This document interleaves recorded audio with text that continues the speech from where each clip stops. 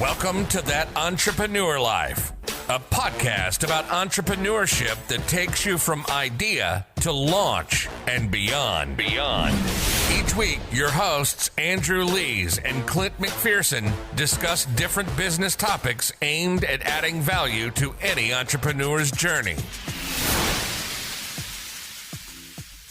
Welcome back, everyone, to another episode of That Entrepreneur Life. I'm Clint McPherson here with our special guest, Kenny Harper. Welcome to the show, brother. Glad to be here and glad to be rocking this show. Kenny, man, it's an honor to have you on the show today. Thank you for reaching out. Thank you for booking, and I'm excited to talk to you today. But before we launch into everything, man, can you quickly share with our audience who you are and what you're all about? All right. So my name is Kenny Harper, and I am the Chief Growth Strategist and partner at Growth Amplifiers. Growth Amplifiers works with business owners to amplify their business so they're more efficient and effective, increasing sales and profitability overall.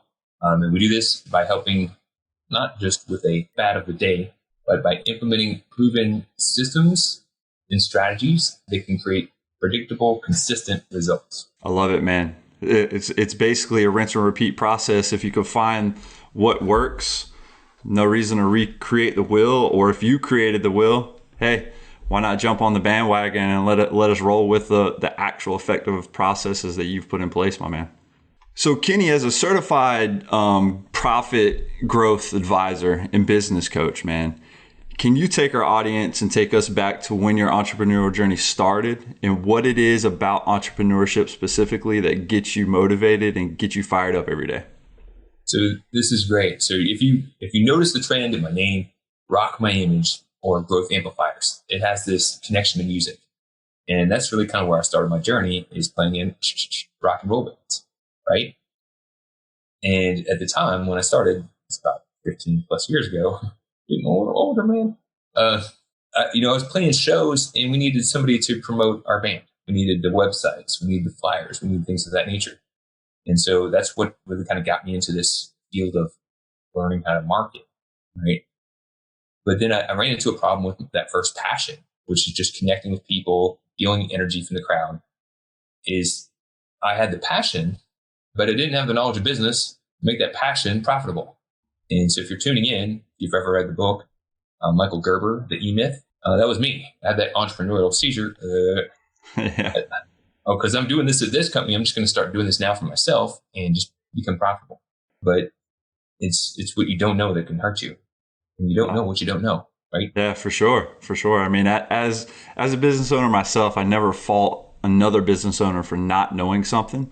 Because as a digital marketing agency owner, I always find myself educating somebody, right? Mm-hmm. Because I think it really comes in the process of, hey, people think business is easy, right? They just open the doors or paint a pretty picture, whatever. They build it, they'll come, and it doesn't happen that way, right? And so it takes people like you and me to educate people along the way in that process, mm-hmm. so they can understand again and learn the things that they don't know. And it's not, when you approach it, it's not insulting their intelligence, but it's really educating them and helping them learn along the way so they can be better, business owners and better individuals overall.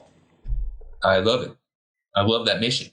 And that's really kind of very ties in similar to the mission that I've evolved into is, it was painful to kind of come to that decision and having to put down the music because I couldn't find a way to make it profitable. I was paying basically to play, paying just enough money to pay for the strings and the gas and all that equipment.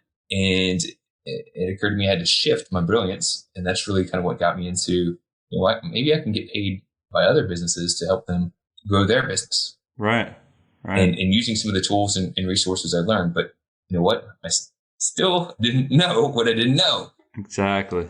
And so I took the scenic routes, like what I like to tell people, of kind of learning, there is a way to really get focus and clarity on the most important things that can help you maximize your business and doing it in the right order. If you do that first, everything else will become easier. Yeah. And commonly, that's what I see a lot of people are challenged with that spot. They have a passion, they have a business that they're trying to move forward, but they really haven't taken the time to calculate success and they're putting a lot of time and energy in areas that may be productive, may be helpful, but they aren't the right place to focus on now. That will give them the best traction. No, I agree. And I think a lot of individuals, business owners themselves, struggle with identifying what success looks like, right? What even does that term mean to them as a business owner? Because as a business owner, man, success might be, freedom, right? Financial freedom, creating a life to where I don't have to work a 9 to 5, or, I'm not grinding it out every day in this vacation and spending time with my family. But then there's some people that are dedicated to the process and to the hustle, and that's all they want to do, right? Because they know the work they're putting in up front comes with that sacrifice, right? To an extent, like the hours, the just hustle and grind and learning the things that they don't know, so they can put themselves in a position to thrive and succeed. And so, again, I really think as a business owner, as an entrepreneur, or somebody that, just owns a small business or any type of business, you have to define success and what that means to you specifically, because success for some people's money. Success is, just getting by for some people. So I really think like really breaking it down and peeling back the onion and really, pulling back the layers and identifying what it means to you is very important. But I really think in a lot of cases, again, it's one of those things is like, I got a good idea, let's go. And you don't worry about all the other stuff. And then you get caught up with just making it by, or not being able, just making enough to buy your strings, right, as a musician or something. Right. And so then you have to like reset and then pivot like you did, which is brilliant, because you found a niche or a niche that basically fits your strengths. And I mean, I'm still sure that you have that passion for music, right? Because I see I see the pictures, man, and you can tell and you can see how that relates, right? And so my thing is kudos to you, man, and I love what you're doing, brother. I appreciate that. It's kind of shifting into, all right, so you made a good point right there. So one thing I always like asking, it's in my first book, Amplify Your Business, The Rockstar Professional's Guide to Marketing Success, which is available on Amazon. The first thing I ask people is, what is your bold vision? And I've met business owners that make a lot of revenue. Maybe they make a lot of income, but they hate their lives and they don't like it. Right. And why would you build something that you really hate? Life is short. Decades fly by. And if you're in your early 20s and you're saying, it's not going that fast, just wait a minute. Exactly. You'll be jumping before you know it. I remember people saying that and being like, yeah, old timer. And then like, oh God, that's me now. Yeah. But it flies by. So you really got to give yourself permission to say, am I using something that uses my unique gifts, follows my true passion, and serves a higher purpose? And whatever that success looks like to you, as long as you're loving what you're doing, you're making the impact you want to make, and you're living the lifestyle you want to live. To me, my version of life, that's what success is. If that means you run a small company and you make enough to be able to afford taking your family out to dinner once a week, that's what that is. Right. That's your version of success. If it means building a global empire and having operations around the country, that's your version of success. If it means contributing to a nonprofit, whatever it is, you got to define what that is.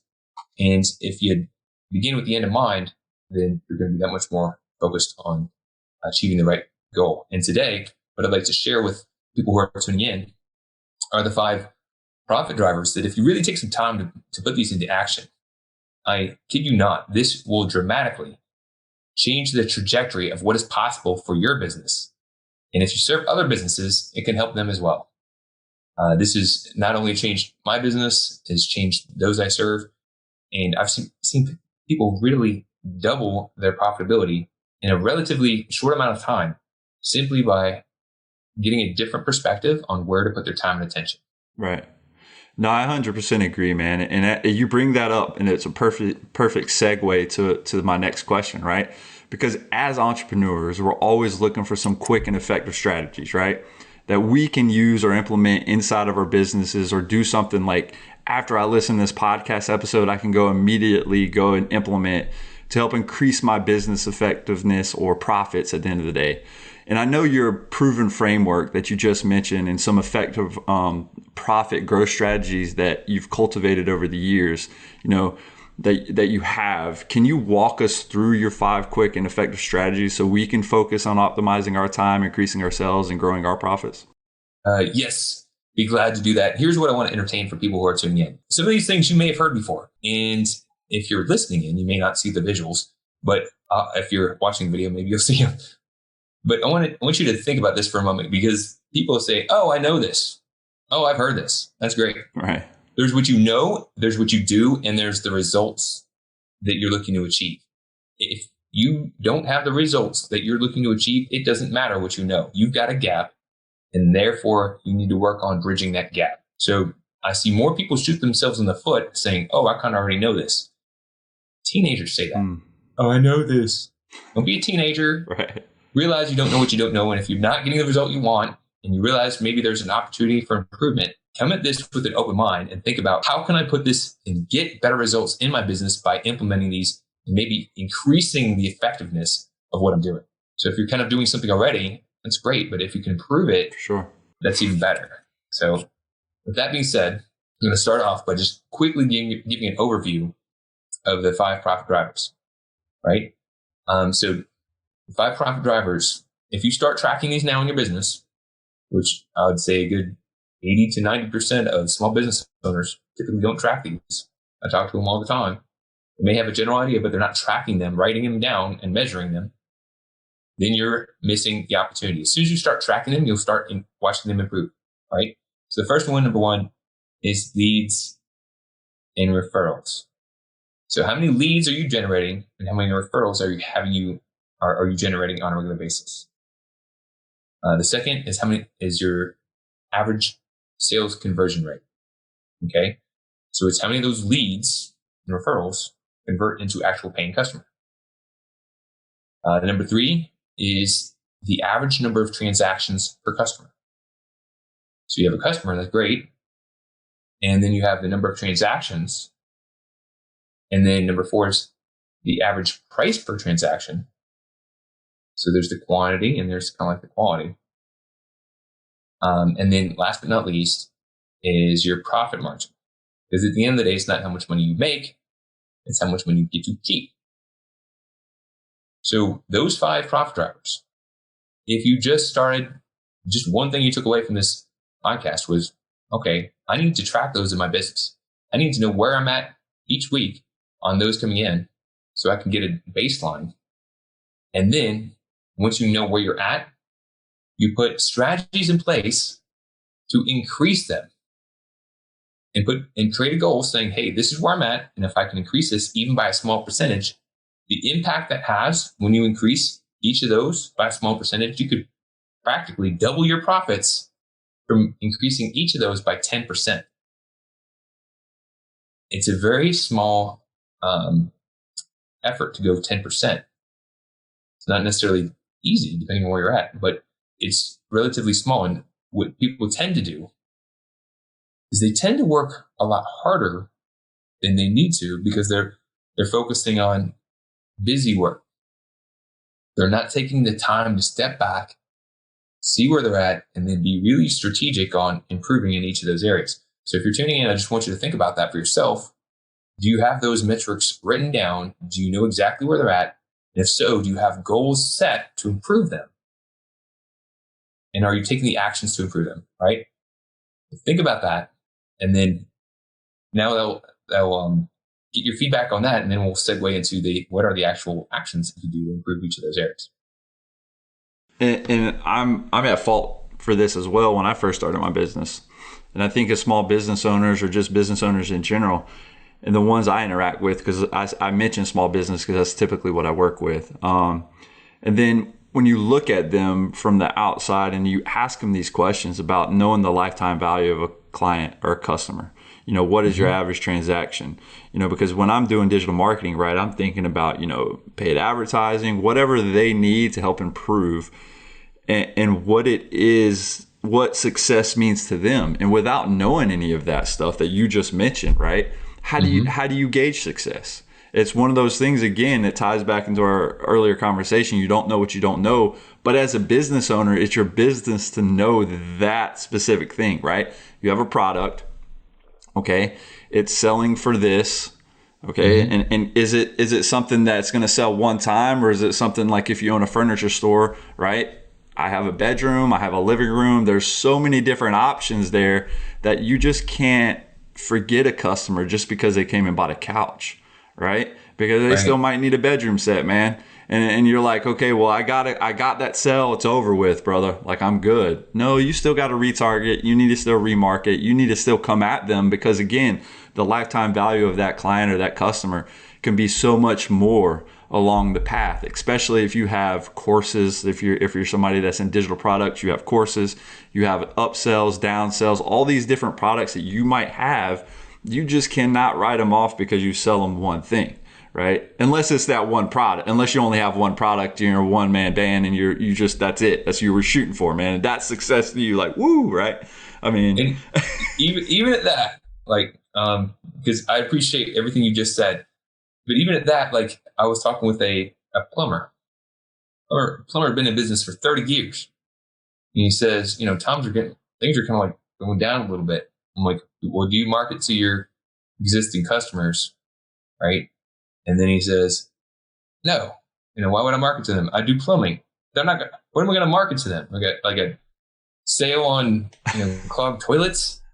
And like, well, no, but think for a moment that there's other plumbers in your market and they're marketing to your customers. And if you're not touching base with your existing customers, then you may think that they remember who did their plumbing. But in reality, if you're busy, everyone who did all your appliance work, your AC, your roof, can you remember all that typically? Most people don't. Right. When I bought my air conditioning for my house the first time. Right, not at all. By two, pray. When I did it the first time, they came out, they completely redid the air conditioning, right? And then I needed to get it serviced because, you need to get serviced. We live in Florida. It's very hot. And then did I remember exactly who it was? Right. No, I had someone give me a coupon for a service. And so I called the service person.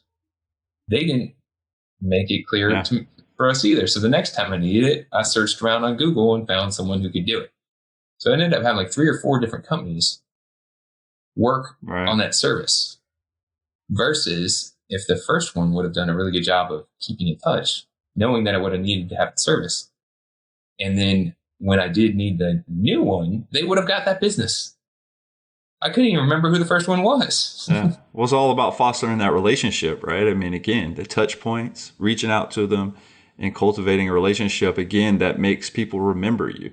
Like if you just disappear, you service them one time, you disappear, man, right? It might have been memorable to them at the one time because, like, if you ask me about it, I might be like, it was great experience. But then if you don't remember who they were, you might not, when you go look for them again, they might have changed their name. They might, have different information. So you're like, oh no, that's not that business. They moved, right? Or they're at this location and now there's somebody else there. And then now you're confused. Now you're reaching out and somebody else is landing that business when it's very important. You move, you have to let people know, man. Like if you do anything, let them know. Keep in touch. A plumber, come on, man. There's so many different services. You don't just go turn a wrench on the faucet, right? There's so many different things that you can provide as a plumber. So that one is a pretty good story right there. And you're thinking of real estate professionals who can get so focused on the next sale that they forget to market to their last sales. You think of even one time I suggested, because someone asked me the question, who doesn't need to do this? And I was like, what about like somebody who sells caskets or, a funeral parlor? I mean, but then, what about the family? What about, that relationship's going to have other people are going to die probably in the future. It's morbid, but it's true. Long story short, there's underlying that sometimes we know these things, but again, it's not what we know. It's, are we really being proactive in that area? So if they're hiring a company like yours and they're like, oh, we did a campaign and we got some leads, that's great. But are you looking at now ways that you can market and elevate those relationships? And sometimes the companies can get in tunnel vision and get so forward focused because we do want to grow and acquire new business that we don't take the time to really make sure that we're leveraging all the different areas of the business from the past as well. No, I agree 100%. So, like, Kenny, with your current mission, man, to double the size of 10,000 businesses nationwide, right, by implementing effective strategy and proven systems. I mean, what inspired you during your journey to help empower businesses of all backgrounds, to help them through like breakthrough and experience new levels of success? Because I mean, whether you've experienced that stuff in your business or not, I mean, obviously you have to be able to push other businesses to that point. But I mean, what is the thing that cultivated that process, and what really led you to that point? I guess, I'm a very empathetic person, and I'm actually getting emotional even just thinking about it, because, I've had friends in my life that I've lost on my journey for different reasons. And sometimes I've seen people that I really was gunning for want to succeed, and they too didn't know what they didn't know. And that dream, that star that they had that got them excited, just dwindled and fell. And that was the case for me with my music career. Right. And then as I stepped on into the next edge of the career, first I was working for the companies as different advertising agencies, being hired as freelancer, things of that nature. And then when I stepped off to start my own business, almost had a repeat of the first one, where I was going off and doing web design, and I could help people build their websites, but I didn't know what I didn't know. And I hadn't learned that still. I just learned how to do a different trade, but I didn't learn how to run a business and really scale it, make it profitable. And I'm kind of like a softie for helping the underdog. So when I'd see people maybe that couldn't afford my services, I'd work with them and to the point where it's like, now I'm taking on burden myself. Or, working with people that maybe they were good people, but they just didn't have their stuff together. So it's like, if you're not going to help them succeed if they don't have their stuff together. So long story short, when I got in that spot in my business where I felt like, all right, this is not good. I had a nice job where I was getting paid really good at the advertising agency. I had a 401k, I had vacation, and now I'm married with a kid on the way and a house payment. And I stepped off to do my own thing. And now I feel like I'm working harder, making less money. Right. And I don't know how to get out of it. And I only see like just continually working hard and hustle and push. And that was painful. And I really just felt like, all right, I'm going to have to let this star dwindle once again. And maybe I'm not cut out for this. Maybe I can't bring this to life and make this happen. But it's then when I realized, I need someone to help give me some guidance. I need some structure to help figure out what I need to be doing to help me be more efficient and effective, to fill in those gaps. Because I'm capable, I'm smart and talented, I can get these things done. But if you're missing an ingredient, if you're missing a step, it doesn't matter how talented you are, you don't know what you don't know, and you're going to be working harder than needed. Yeah. So by bringing it home, it was kind of going through that experience and seeing other people that have something really awesome they're trying to bring into the world, but just not knowing how to put it out there or grow it or get it past that idea phase. Or maybe they already got past the idea phase and they're doing pretty good right now, and they just can't get past the block. They think I'm right. really good. I've been in business for 20 years and I've got several locations, but why can't I get past this hump? Because they've gotten tunnel vision. Yeah. And seeing that and feeling it and wanting to do something about it, that really got me to step into where I'm stepping in today. Nice. That's great, man. And yeah, I can relate to that. Spinning your wheels, basically, right? And yeah, your business might still be surviving. You might still, be making money. But what does success look like for you? And what is your business? What do you want from it? And that's the thing. I think you have to sit and ask those questions. And then also seek out help when you don't know what you don't know, right? Like you just mentioned. I mean, when you get stuck and then you see the second star that, is starting to dwindle for you, and you're starting to question yourself, you're starting to get that, self-imposter syndrome, like, why me? Why am I doing this? Or you start doubting yourself, like, I'm not cut out for this. But like at the end of the day, like you just said, you're smart enough, you're intelligent enough, you have the motivate. Like, we have it in us. We just have to find that way to make that star bright again, right? Especially if it starts dying off. I'm not saying that, that's going to work for everything that you do, right? Like, but if you find your zone of genius, if you find out, I think everything happens for a reason. I think you are where you are because you're meant to be at that spot, right? From the decisions that you make, from the things that you do when you wake up in the morning and the actions that you take. I mean, come on. I mean, things happen. People talk about luck. I really believe in the law of attraction. I think like nothing comes easy, man, right? You got to go out there. You got to bust your ass. You got to make things happen. You just can't sit there and snap your fingers and things just happen for you, right? I'm not saying you can't build a process to get to that point ever, right, but you have to take actions to get to that point, right? So I can relate to you on all fronts of that, man. And it was great. And thanks for sharing that. What seemed like an emotional point for you, my man.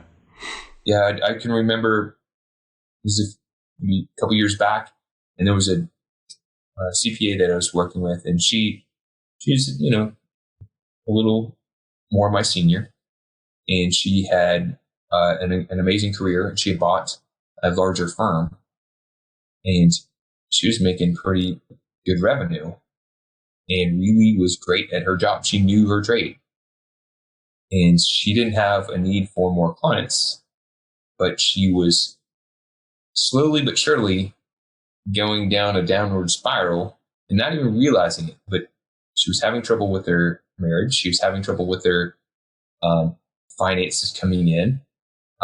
She was having trouble with working 6, 7 hours, not 7 hours, 6, 7 days a week, 10-hour days, and her health started going down. She was putting on weight, and she was just getting stressed out.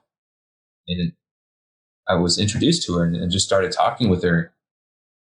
And what happens to everyone is sometimes we get into this spot where there's so much things coming at us, and we start getting overwhelmed that it can kind of get us like paralysis by analysis. And so we don't take that action, and we could be very capable people, but we're human, and we can get in our own way. For sure. And there's a stigma when it comes down to coaching or getting help with your business and paying someone to help you do things that you know. There's a stigma. Some people are like, oh, I know this. Why would I pay someone to help me do it? I just need to do it. That's great that you can say that. But people know if they want to lose weight, they need to eat less and exercise more. Granted, there's some exceptions, but in general, we know what we need to do to get in better shape. But the majority of the country is overweight. Right. Not because they don't know what to do, but because we're humans. Yeah. And sometimes we need someone to help us get those things that we know how to do and help hold us accountable and help us create some new habits so we can start getting on a different path. And it's challenging sometimes to admit that. I know for myself, taking the scenic route, that was a challenge for me because I had so much success in the advertising agency and doing all these other things, seeing all these other people and their successes, that I was thinking, I don't need to pay for this. I can do it on my own. Yeah. And some people can, and some people have. Yeah. But there's no shame in having someone help you achieve different results. Investing in yourself, in your potentiality, and your strength is the best investment you can ever make. I couldn't agree more, man. I think the vulnerability is there at all times. And so, but like what you just said is a great point. Not looking at it that it's not a cry for help. It's more of investing in yourself, right? I mean, and in some cases it might be a cry for help because again, when you're stuck, you're getting frustrated. But at the end of the day, it's investing in yourselves. And I think if you stop investing in yourself as an entrepreneur, business owner, you're failing yourself, right? You have to invest in things. And I couldn't agree more when it comes to the shiny, when you're saying some of these things, I'm thinking about the shiny object syndrome, right? That we all get. Analysis by paralysis. It's just like I'm analyzing everything and I know what I need to do. But sometimes it takes that kick in the butt from somebody that's actually on the other end of, not yourself, not you looking at yourself, but somebody else that's able to look at you, somebody that cares about whether you're successful or not. And they say, look, man, tighten up, or they give you the hard truth and they can analyze what you're going through and they can say, I've been there, or give you the life lessons that they've learned. There's no shame in that game, man, especially when you're seeking out advice from somebody that's successful, right? It's different when you're like, okay, I'm going to go talk to this guy that's never done anything in his life. He's still sitting on this bridge and you just like, let me go. I'm going to swallow my pride.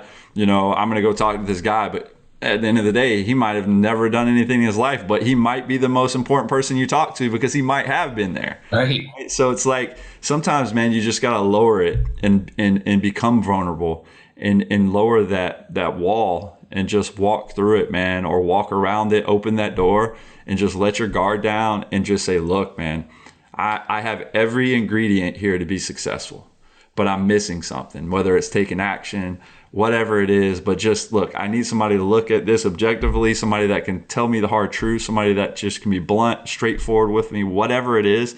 Some people don't like bluntness. I'm a person that responds to that. So I would want a coach or somebody that's like, hey, dude, tighten up. Like, this is what you need to do, right? I'm cool with that. Some people you need to be more tactful with, have a more approach or be more caressing with them, however you want to verbalize that. But, you just got to find those individuals. And you also, as a coach, got to know how that person responds, right? Is it through criticism? Is it through bluntness? Is it through whatever? But like as a coach, you're going to be the person that helps identify that to help them get past that obstacle so they can be successful. I'm glad you mentioned that, just that vulnerability thing, because I had the first realm of, kind of getting past the hump. And then I was like, all right, now my business is growing and I'm doing good. But then, you ever watch the Rocky movies? Right? Oh, for sure. So what happens typically with a lot of business owners, they achieve, boom, boom, now I'm the champion. Yeah. And then they let their guard down. Whereas Rocky 3 comes in, if you haven't seen the movie, this is where the first movie, Rocky just goes the distance with Apollo Creed. Yeah. And that's what all he was able to do that time, but he just went the distance and that was amazing for him. The second movie, he wins the championship. Yeah. So yay for him. But the third movie, he kind of loses the eye of the tiger and the challenger comes up with the eye of the tiger and they knock him on his butt. That was Mr. T. Yeah. And a couple years back, I did have, I have one business partner now, but I did have another one and it ended up not working out. And that particular partnership not working out caused the first step back in my business. And it was a punch to the gut. All right. Because I watched certain business relationships go backwards. I watched, we went from being a focused team of 3 leaders down to 2. So just having less manpower was a challenge. Seeing the revenue go backwards for the first time in the career. So just everything. And, we all have egos, even if you're not super egos, we all have egos. Yep. And by going through that experience for a while there, I was stuck because my ego was getting in my own way of thinking, I'm just going to plow through this and I'm just going to, find a way to make things work. And I didn't take the time to really process, what I went through that was actually, somewhat of a business trauma. It's kind of like going through a divorce. It wasn't fun. Right. And if people who are tuning in ever have went through like a partnership that didn't work out or a relationship that kind of went sour, you know what I'm talking about. It's not a fun thing. And when that's tied to something that you're heavily invested in, you can't avoid. It's like, ugh. Yeah. Long story short, wrapping that up, it was being able to be vulnerable and say, you know what, I need some help here. I need help getting past this. Right. And being open to saying, I know I'm a business coach. I know I'm a marketing advisor. I know I'm, have strengths and skills, but I can't get past this point. And I'm going to be vulnerable and be open and share that and get some help with it because I'm spinning my wheels. And what I found out, it's kind of going in a completely different subject, but what I found out was the way I was trying to push through it without like processing it was only feeding it. Right. So sometimes even in business, if people are looking to grow, increase their profits by avoiding working through it and working smarter and finding a way to be more efficient and effective. Sometimes people will work harder to try to get better results, but that only makes things more challenging because that's not what they needed to do. They needed to work in a different way. And if they don't know that, then they won't ever find that new way. 100%. I mean, with that said, through your entrepreneurial journey, from the highs and lows that you've experienced over the years, what has been the most difficult thing about being an entrepreneur?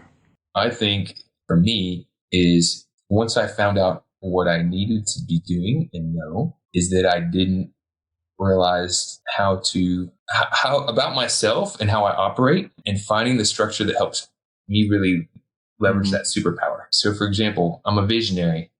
And so I see a lot of different things. I get a lot of different ideas, almost to the point where it can become too much. Nike's saying, just do it. That's not good advice for everyone. If you get too many ideas and you're finding like, I've got like 30 or 40 different things that I can't possibly do all at once, and they're not getting the traction that I want because I'm trying to do too many things, then it's working against you. And I needed to figure that out about myself. And for a while, I was starting to be like, what the hell is wrong with me? So I know this is a problem, but why do I still keep on finding myself there? And realizing, okay, you have visionary tendencies. And for you, what you need to do is apply something like the 4 disciplines of execution and track things really religiously. So you stay really focused on moving the most important things that keep you forward. And then having someone to help hold you accountable so you stay focused. And as I shifted and just realized that, all right, I feel like I'm kind of spinning. I was always growing, always moving. But as soon as I started shifting how I approach things, I started seeing the transformation in my business. So that, not seeing that prior was one of the biggest challenges because I was kind of like, just like I was mentioning it a little bit back, I was working a lot harder than I needed to and not getting quite the result.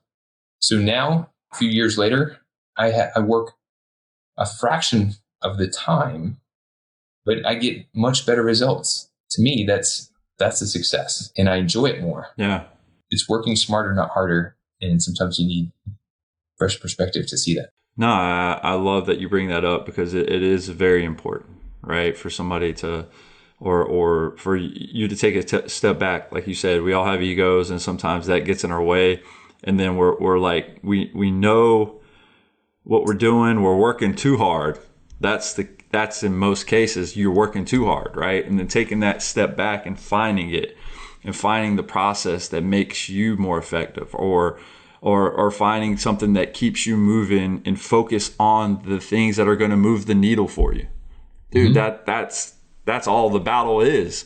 And we spin our wheels not moving the needle on stuff that one is not in our zone of genius, 2, something that might be a good idea, but again, we're causing our own distraction.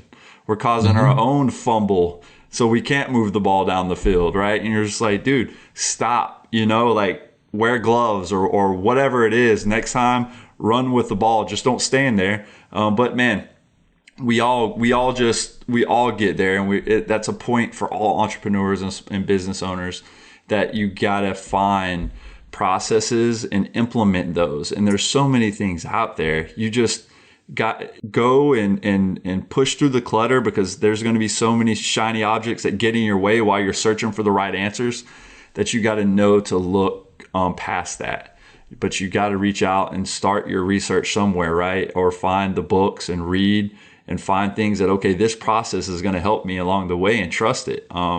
And I think, again, it's almost like working out, right? We want to see immediate results, and that's not always the case.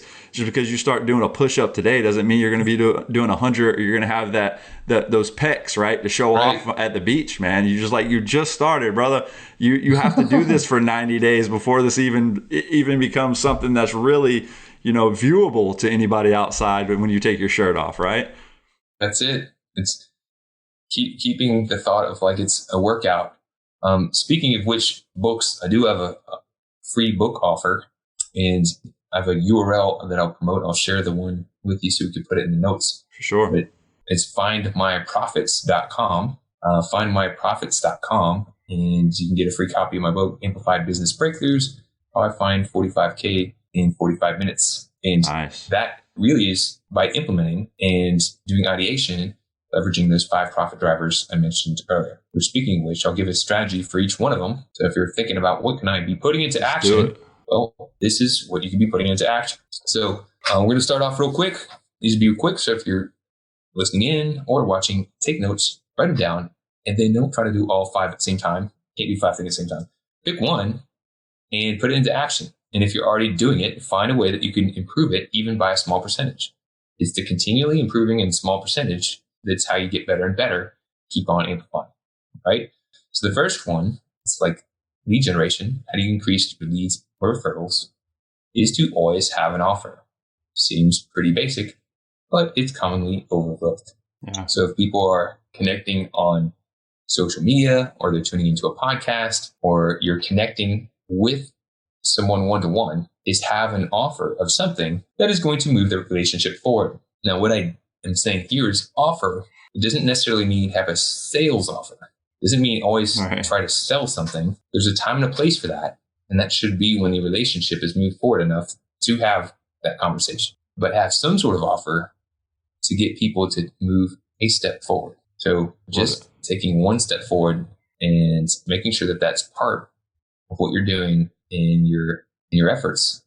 The different touch points that you connect with your audience can be really helpful. That's one. And if you already have an offer, what is something that you could do to improve it, even by a small percentage, to make it more effective, right? So that was number one, is lead generation, thinking about where the number of leads you have now and increasing that by a small percentage. Number two, it's sales conversion, how you can increase the number of leads to turn into paying customers. Now, this is going to be pretty simple, but it's commonly overlooked. Have a follow-up process. A follow-up process. I can't tell you how. It's so simple, but still today, even though people know that they need to be following up with more people, do not give the proper follow-up in order to achieve the sale. Right. They'll maybe follow up. I got a drip campaign. It blasts out 5 emails in like 5 days. And then if no one does anything, that's it. Or I put them in my monthly newsletter that it just kind of like is a touch point, but it doesn't really follow up to move the relationship forward. Right. If you know who your ideal customers are and give them time and attention, or your ideal prospects are, make sure that you have a documented follow-up process, reach back out and move that relationship forward. Chances are, you're listening to this now, chances are if you did this and really mapped it out and found a way to improve it even by a small percentage, you could have one of the most successful quarters that you've ever had in your business in this upcoming quarter. Chances are you're like a majority of everyone else and you're not putting the most attention to the people who've already raised their hand. I've been guilty of this in the past, and I can always improve. That's the second one. Number 3, transactions. Strategy to increase the number of transactions per customer. It's very basic, but again, there's knowing, doing, and getting the result. It's really having a strong cross-sell strategy. You've had customers come to you and they purchase something, and there's other things that you can offer that they haven't purchased.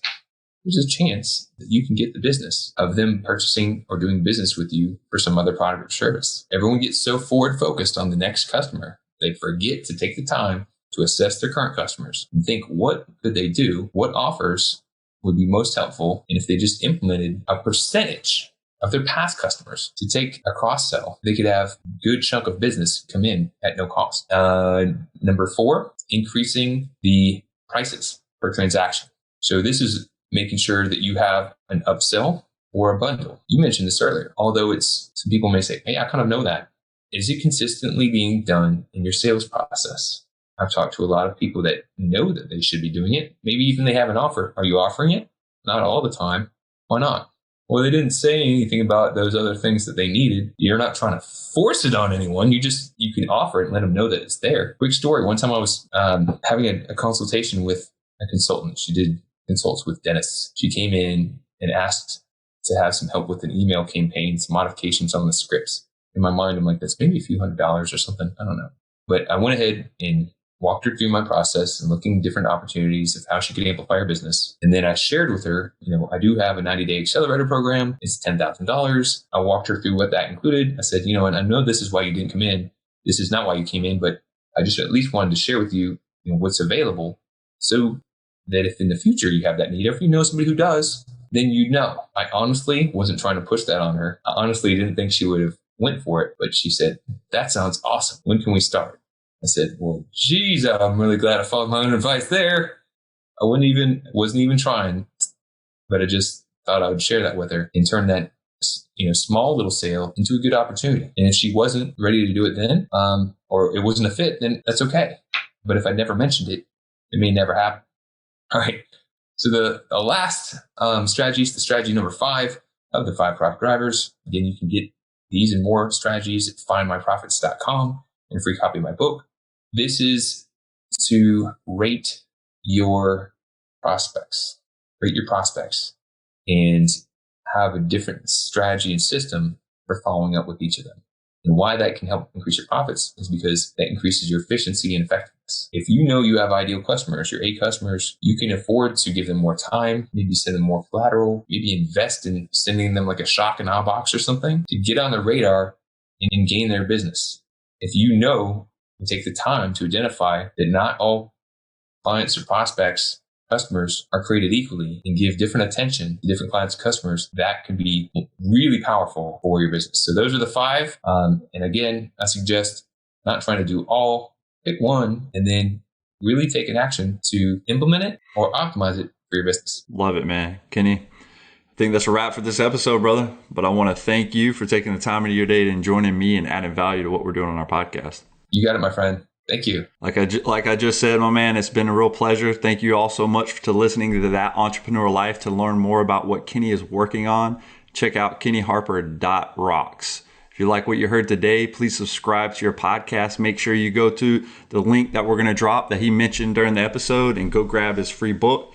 And don't forget to download our free ebook about the success mindset at thatentrepreneurlife.com. Thanks for continuing to support what we do as entrepreneurs, and don't forget to join us next week for another episode of That Entrepreneur Life. Thanks for listening to That Entrepreneur Life podcast. Be sure to visit thatentrepreneurlife.com to join the conversation, access our show notes, and discover our fantastic bonus content. Don't forget to join us next week for another episode as we continue to add value. Until next time.